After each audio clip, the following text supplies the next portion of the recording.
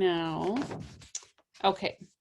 So today we get to go over health literacy. Like I said, it's kind of a dry topic. It's one of our ACOT standards because I looked to make sure we really had to cover it because it is really dry. But it's one of our ACOT standards, and they would like you, AOTA would like you to demonstrate an understanding of health literacy and the ability to educate and teach the client, caregiver, family, significant others, and communities. So it ties really well into the paper you're going to be writing, Talk the Talk, for OT 530. So it does really kind of coincide with that as well. So it'll be meaningful that we do this today. But basically, you're going to be given a task after this to design a brochure using health literacy techniques. So often in the medical world, things like the words that are used can be very confusing. So we're going to kind of take a closer look at that today and just talk about how it looks to effectively communicate with our clients and think about how they're processing the information and the type of burden that some literacy can put on them. And so we have a couple of videos to watch, a couple short videos, but we'll start with our PowerPoint. I will just share my screen. It's a PowerPoint that was created by one of our previous UWL faculty who's now retired, Joan Temple. And her husband is a psychologist. So she wrote it with another, I don't remember if the other person was an OT, but they did this presentation, I believe, at like the national conference for one of the breakout sessions. And it's a very medical presentation. So I really scaled it down because I thought it was kind of more than you guys needed.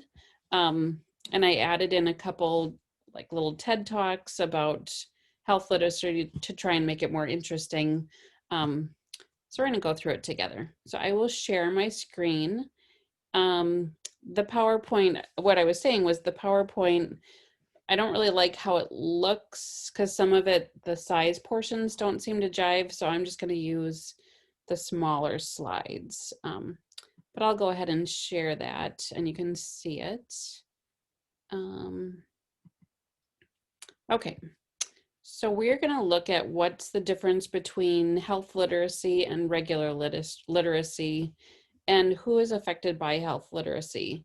So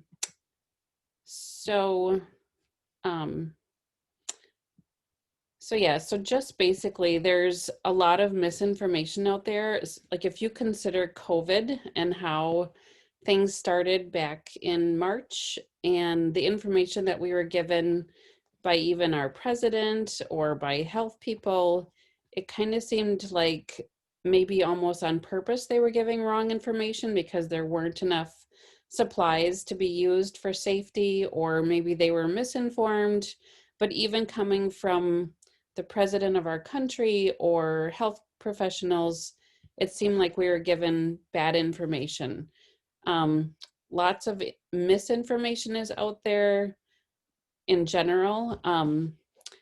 So when we are working with clients, often they're given like medications or protocols, safety things that they have to follow, and they're already kind of in a compromised state. They're stressed, they've had maybe a traumatic brain injury, maybe they just don't have as good of like processing to begin with.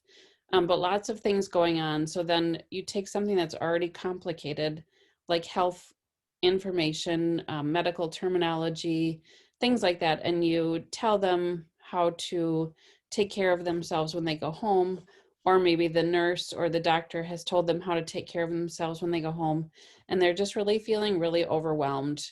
So as a healthcare professional team, it might not always be our role, but sometimes we're the person that they see first or they feel most comfortable with. And so we have to make sure that they understand what it is that they need to do. If it's medication, if it's just safety protocols, if it's like they had a hip replacement and they can't bend past 90 degrees, all these different things that they have to abide by to keep safe. Sometimes it's us that they come to with their questions, and maybe we feel like we need to redirect them to the nurse if it's something specific about medication or something, which would be very appropriate. But just know how confusing it can be. And so today we're going to focus a little bit more on health literacy and how things are written up for patients. One of the studies, I mean, just in general, this isn't just about health literacy, but they say that like the majority of Americans read probably around a fifth grade level. Like newspapers, when newspapers were still more common, were written kind of at that fifth grade level. Not super complicated, just enough information, enough language to be able to be easily understood by most people. So when we're looking at like health brochures, they're written by medical professionals, which are usually, writing at more than a fifth grade level. And so looking at, we're going to be taking a look at those in your assignment, looking at those complicated health brochures and how they could be maybe made easier to understand. This slide talks about all the different places that health literacy can come from. I would add like social media to this. I feel like so many parents I go to, or I meet with, they'll say, well, I saw this on Pinterest, or I saw this on Facebook, or like they're getting their information from social media. They're not getting it from newspapers or public health officials as much as they're getting it from social media. So I would just add that to the list of where we get our information. Whoopsies, sorry. Yes. So why does it matter? So when patients don't understand what they're supposed to do, then they're going home and they're not understanding what to do. And then sometimes they get re-injured or they're not taking their medication properly. And it just results in a lot of extra cost to them and they're just not getting healthy. So it's a problem. Here's that slide about the literacy. So quite a few people reading at the fifth grade. Well, I guess my percentages are different than I thought. So 21% reading at fifth grade, 27% at eighth grade. So it's a little higher than, these statistics are a little higher than what I've heard, but still kind of looking at just when we review that to think about who is reading it and what they're understanding. So in health literacy, they have to do things like understand the frequency and the amount of medication. Just there's so many things. So when you're looking at the brochures, you're going to be looking at not only their reading level, but also like considering their listening and their communication abilities when we're talking to them. So when people are stressed or don't feel well, or if you think of kids that are having like sensory processing problems, they're also what you would consider stressed. The first thing that shuts down is their auditory processing. So when you're telling them information, it often doesn't get processed. Their auditory system is the first thing that kind of shuts down. And so whatever you're teaching them or whatever information you want them to know, you also want them that backed up with some sort of visual, something they can take home with them. And if you're teaching them some sort of protocol for safety, you want to have some sort of visual to go along with that and something they can take home with them as a reminder. I think I'm getting ahead of myself. Yes. So what if they don't understand? Again, it's just they're just not getting the treatment or not benefiting from the treatment as much and having to have repeated hospitalizations. We're not going to watch that particular YouTube. Feel like it's a little redundant. Yeah, we already talked about that. So again, I'm just getting ahead of myself. When people are having difficulty with those literacy skills, when they're challenged that way, it also makes it hard for them to fill out paperwork. And sometimes they'll say, oh, I didn't bring my glasses, or they'll make up excuses why they can't fill things out. So then if you notice that, or they say something about that, then you just want to find maybe somebody that can help them. So kind of watch for those red flags when you're working with patients. We're gonna watch this short video. If I can get, oh, I can't get it to go in this mode. I have to go back to my other. Okay.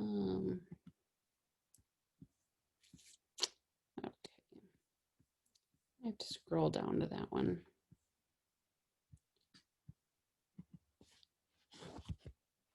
Okay. It's time. Let's see if I can skip the ads. Less one.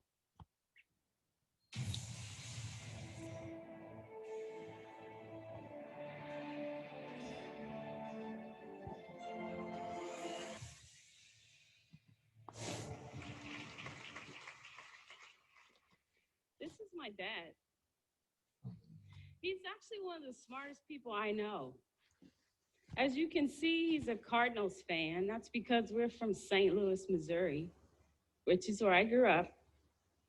I was there a few months ago. We were having breakfast. We're having a conversation. Dad, how's your health? I'm doing great. Next week, I'm going to see my gynecologist. You're a urologist. Oh, yeah. Dad is not alone, though. He got a little mixed up. Raise your hand if you've ever been confused by a medical term or something your doctor said. In my 20 years of experience in public health and medical epidemiology and medicine, this confusion transcends race, gender, age, income, and geography. That means we have a problem with health literacy. Health literacy is the ability to understand and utilize health information. But what's interesting is we're bombarded by health information almost 24 hours a day. But people are still confused. They don't know what to eat, how much to drink, who to see for what.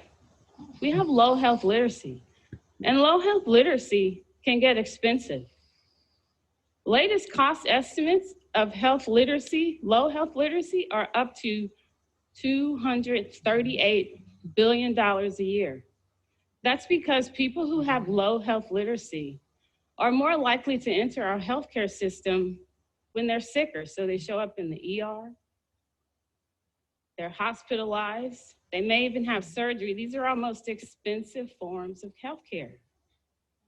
Now, I've been thinking about this for a long time. I've been trying to figure out, how do I use my interest and my skills to teach people about basic health information? So one day I was in a bike shop and I met a videographer named Francis Tatum, and I told him about my desire to educate people. So together we created Dr. Lisa on the Street. Take a look. Doctors often speak in a language that people don't understand. Has this ever happened to you? Pretty much all of them. Oh. I can't extend. Not cooking food properly. With some of them. Well, that's no. Okay. And I don't want one. I see everyone pushing it. They keep pushing it. Everyone keeps pushing it. I'm sick of corporate America pushing stuff on me. Sean got some Pop-Tarts. Yeah. Okay, did you just tell me that we have to cut down our sugar? I did. And you're diabetic, and you have Pop-Tarts and Fruit Loops. Kidneys are long. Kidneys are long? Kidneys are long. So that's the kidney. This is the lung. Our hospital with her one day, and she wanted to say she was pregnant, but she said, "Oh, I got a stomach ache," something like that. So it depends. You go to the emergency room and get a physical. So do you have It all depends. But how do you think we can get the message out to them? The way you're talking to me now, each Right. one teach one and Oh. spread the news. All right. I'm Dr. Lisa. I'll see you on the street.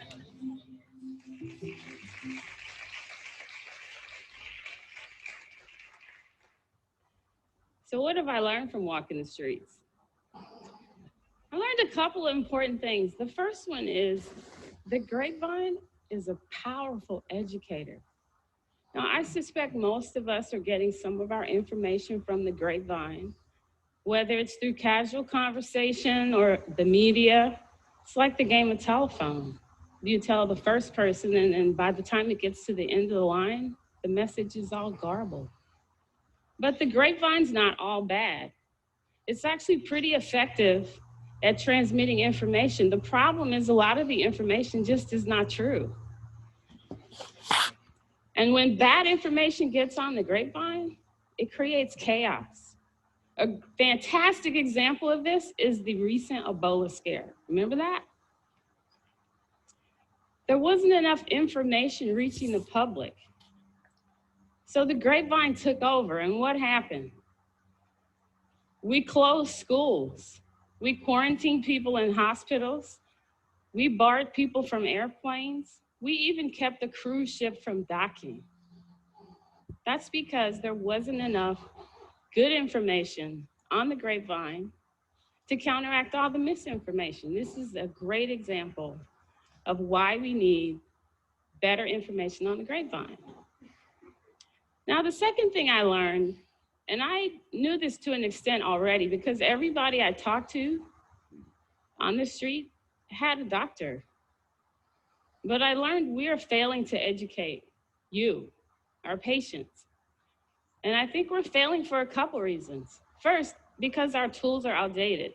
Not just our physical tools, but the strategies we use to communicate with people. For example, this is a health literacy test. I ask a person to read the words on this paper, then I give them a score, and voila, I'm supposed to know if they're health literate. Now, this test might tell me if someone can read, but I'm pretty sure it doesn't tell me the things I really care about, like will she take her medications or will he keep his appointments? And look at this. I still have a fax machine in my office. Raise your hand if you've never used one of these, right? At a time when patients are asking us to communicate with them via text and email, doctors are still communicating via fax, and even my dad has a cell phone. But we're also failing because we use language that's comfortable for us and not you. I asked one of my colleagues why he wasn't testing his patients for HIV. And he said, well, I've had most of these patients for 20 years. It's just awkward to bring it up. So I thought for a minute, and I said, do you prescribe Viagra? He got the message.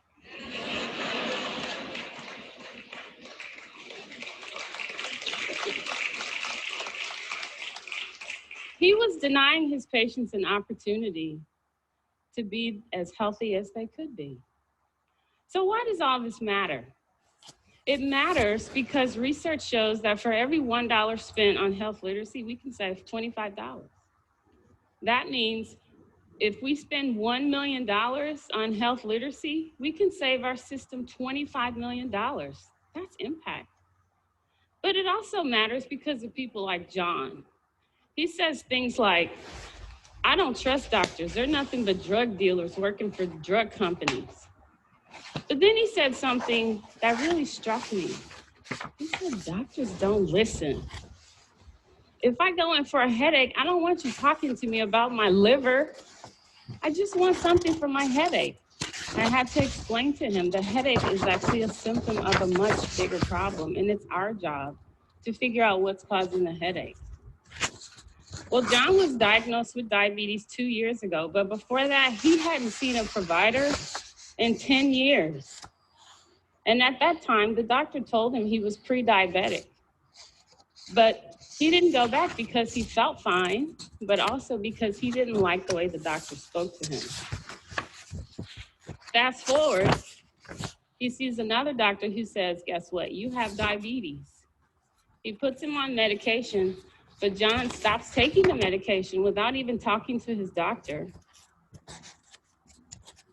And almost a year later, he's rushed to the emergency room in an ambulance in a diabetic coma. And he spent 8 days in the hospital.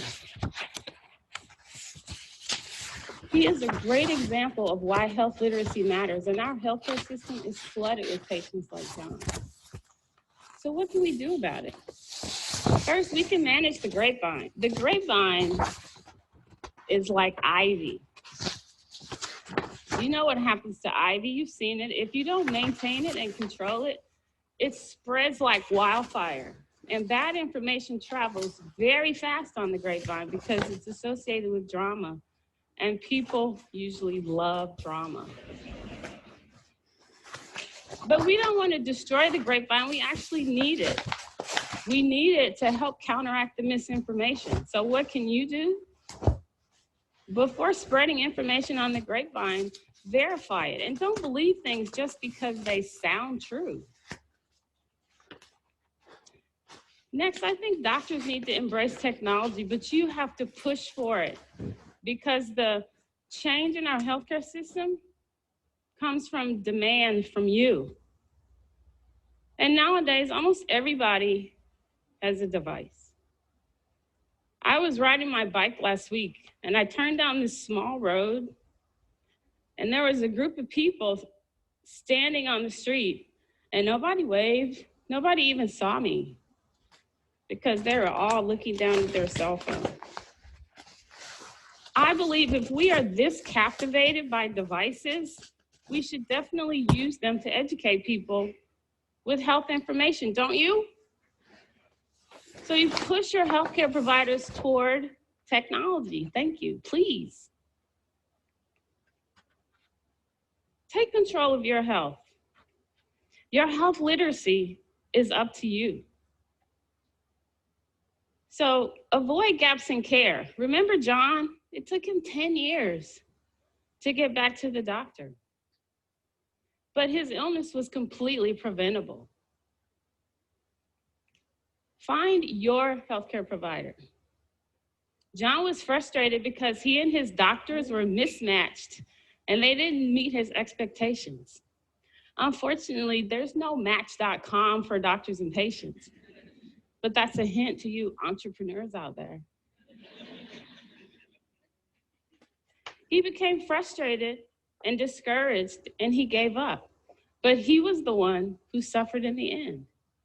So don't be like John.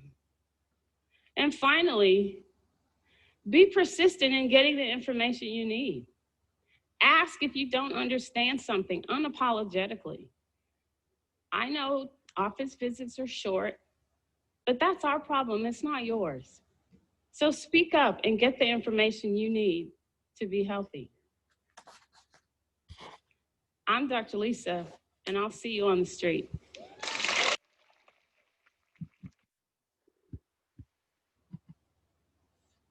All right. I thought she was a great speaker and very much more relevant for today than the original health literacy brochure activity that was planned out for us. Like I said at the beginning, I was looking over our ACODE standards to see what we really have to do, because I feel like that TED Talk was way more up to date and in touch with families. And it's much more so how I would practice working with my families in pediatrics.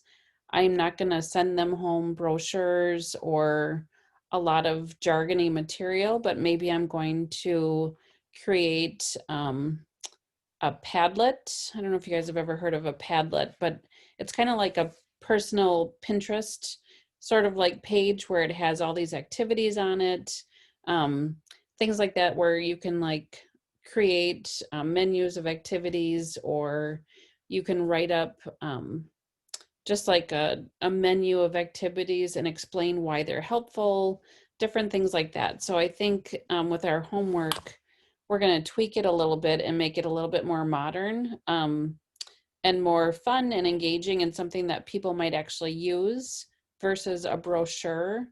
I don't know, have any of you ever picked up a brochure? Yeah, maybe. I guess they're still around, right? They're just Yeah, not too many though. not too many. Most everything is on a screen now. If you want information, you're probably going to Google it and just look for the information online. And um, so I think it'd be more helpful and more fun and probably more appropriate to do something digital rather than just creating a brochure.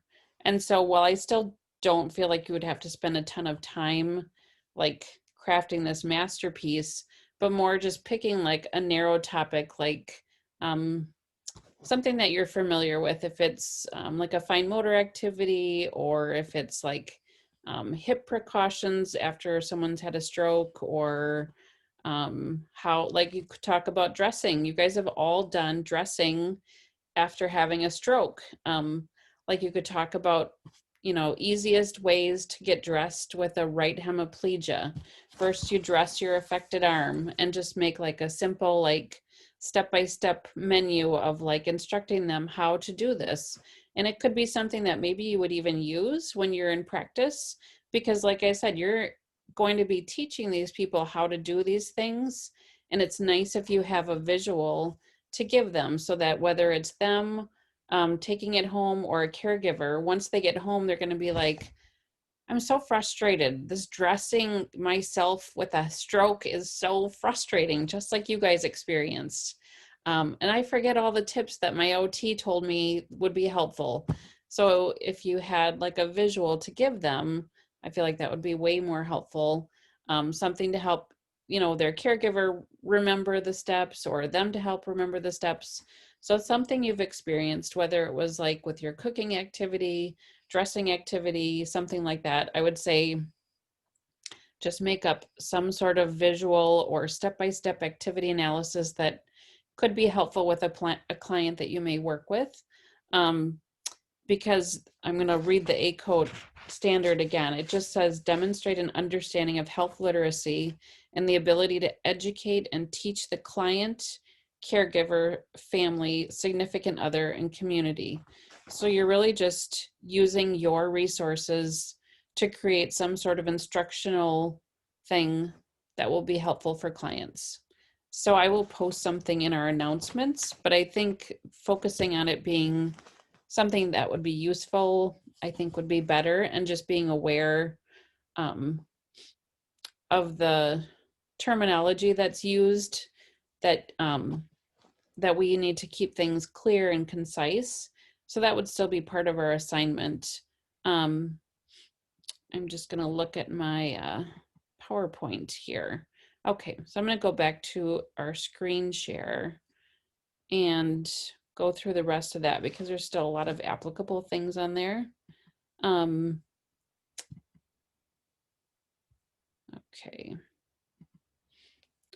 Okay, so what can we do for our patients that we're working with that have limited health literacy, using, limiting our medical jargon? It's super easy to use jargon when we're, especially like in a hospital setting. But one thing that I've found helpful with, either if I've had to go visit a medical appointment with my parents, or somebody who is having trouble like comprehending what the doctor's saying, just because again, that auditory piece is the first thing to go. Maybe they used to have really good listening skills, but when they're compromised or stressed, it's hard to listen. So using their cell phone to record the instructions, or record what the doctor's telling them about test results, things like that, like it's a really good way to help them, is just put it right on their phone, and then they can take it home and play it to someone at home, or they can listen to it again. It's just a really good way to have some carryover, again, using visuals. And I have my own YouTube channel. You guys can check me out.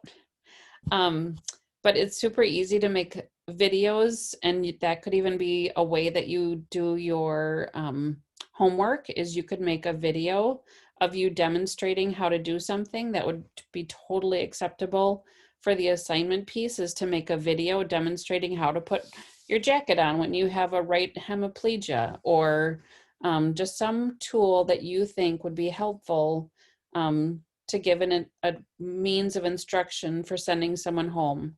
That's really all we're going to do for your homework. So if you wanted to create a video, I create videos all the time for my kids, especially with remote instruction.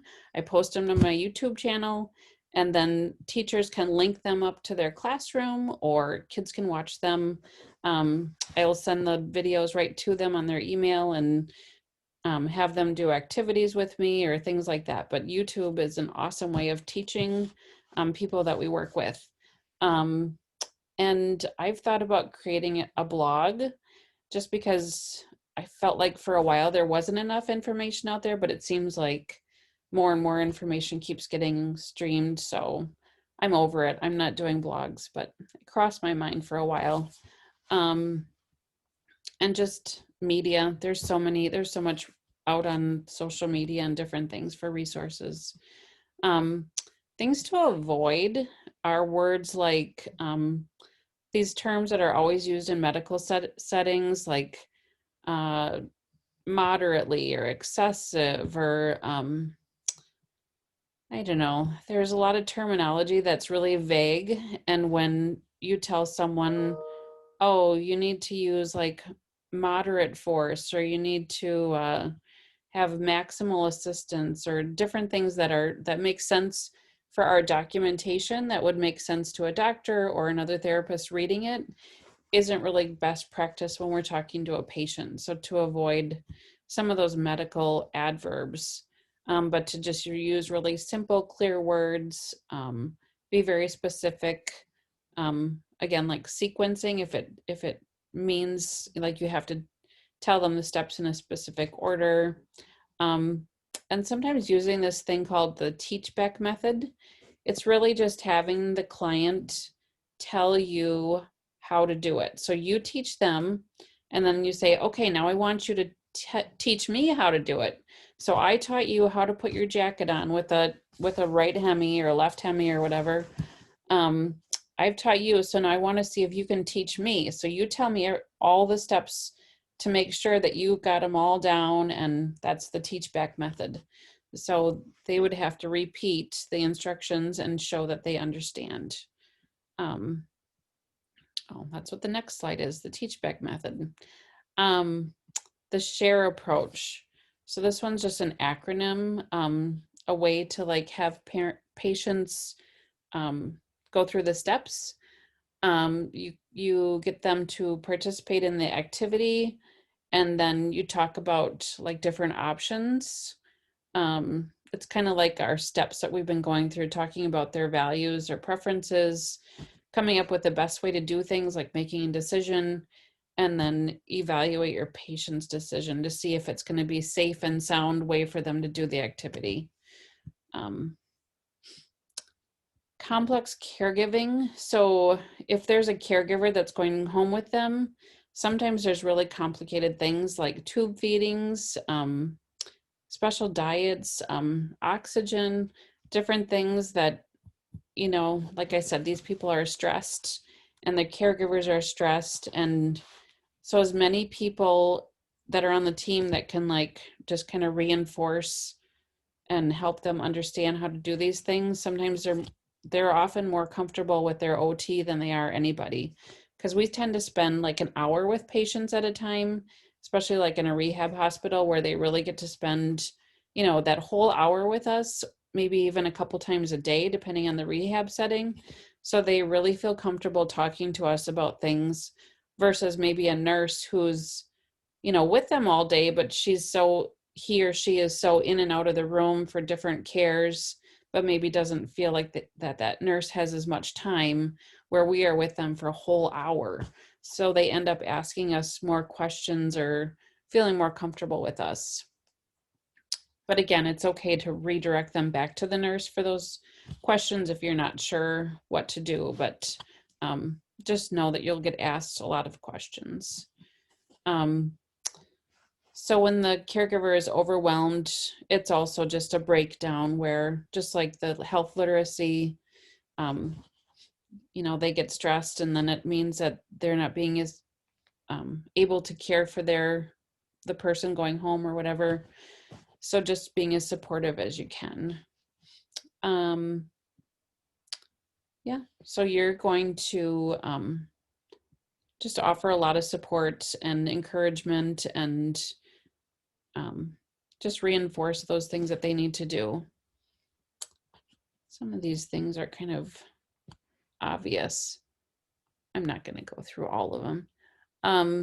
When developing materials, like if you decide to create like a written document, you want it just to be, you want to have really simple text, really clear, easy to read, plenty of white space, and just like think of like often it's older people reading it, so the font you'd want to have a little bit bigger because often they can't read really small font.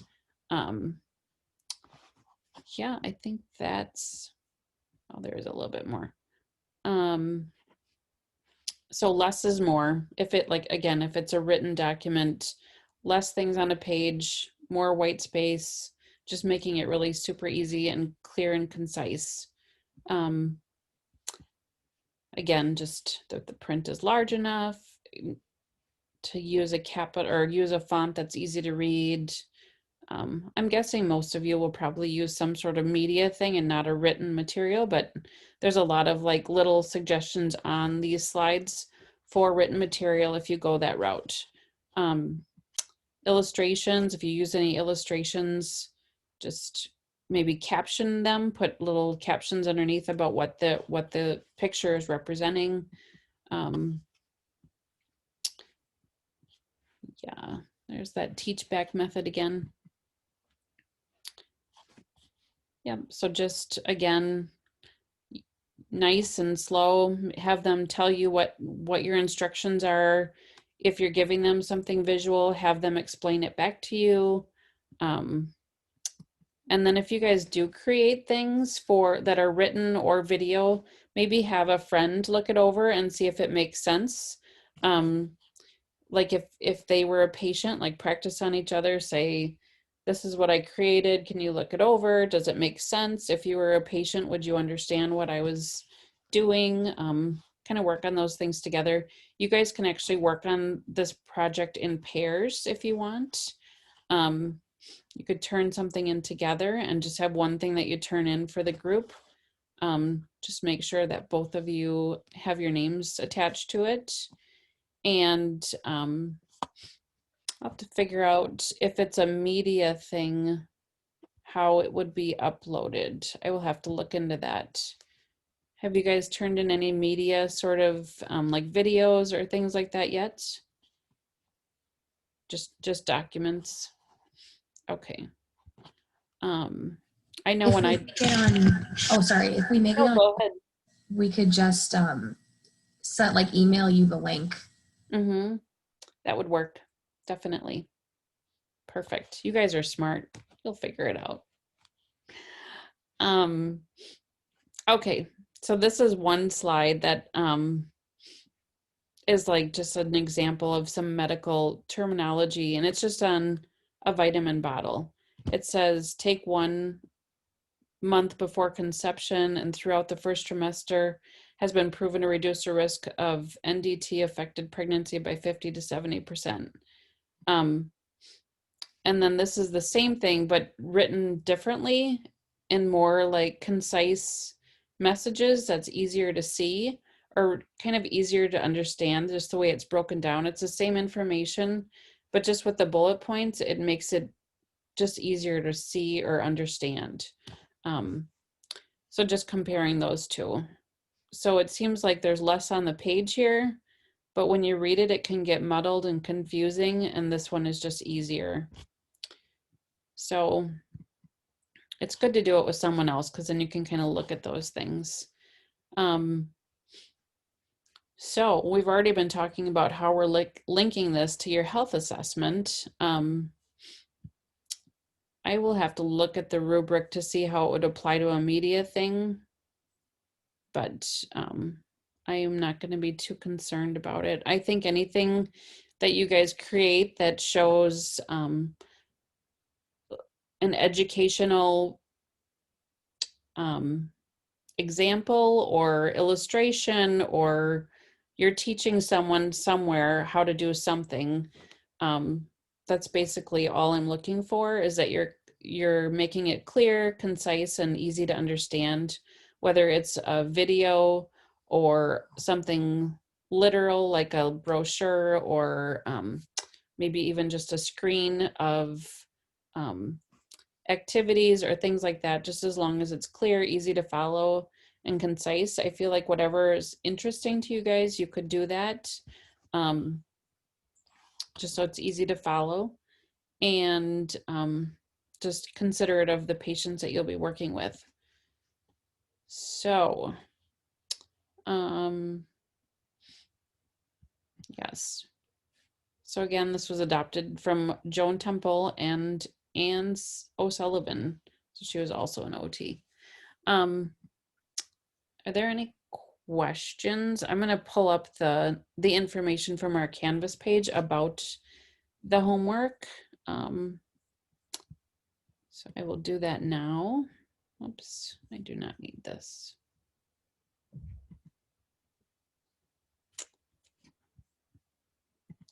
Okay, get ready for my dog to bark because somebody just came in through the door. Called it. Oh, goodness. Ugh, tell ya. Okay. I'm in class.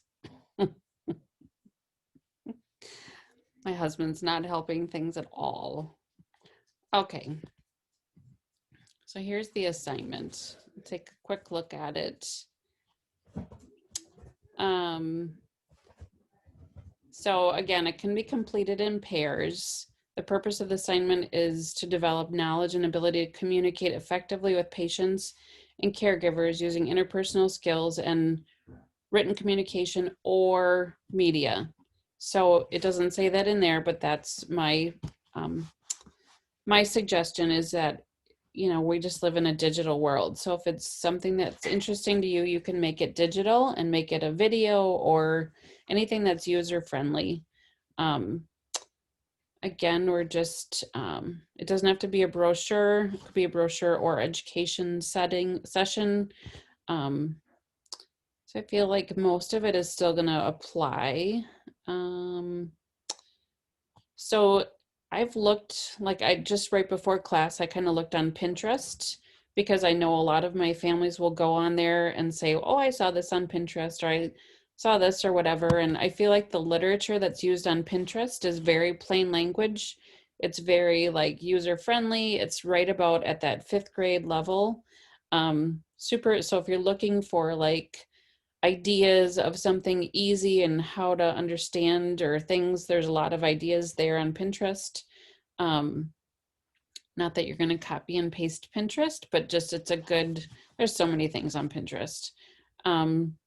The grading will be just that that it's clear, that it would be easy to follow, and that it's probably something someone could use if they're learning how to put on their jacket, or even a little kid. Like there's so many ways for little kids to learn how to put on the jacket, even though if they're able-bodied, like kids can't orientate themselves how to get their arms in, or how to, so some teachers will teach them to put their hood on first and then put their arms in, or to put their arms in and then flip it over their head, or like you guys can be creative with how anything that you want to teach someone, whether it be kids or adults or whatever. So if you're stumbling and not really sure what to do, you can just email me too, and we can talk it through. And but I think it's something you might have fun with. Just have a client in mind and have something you want to teach them.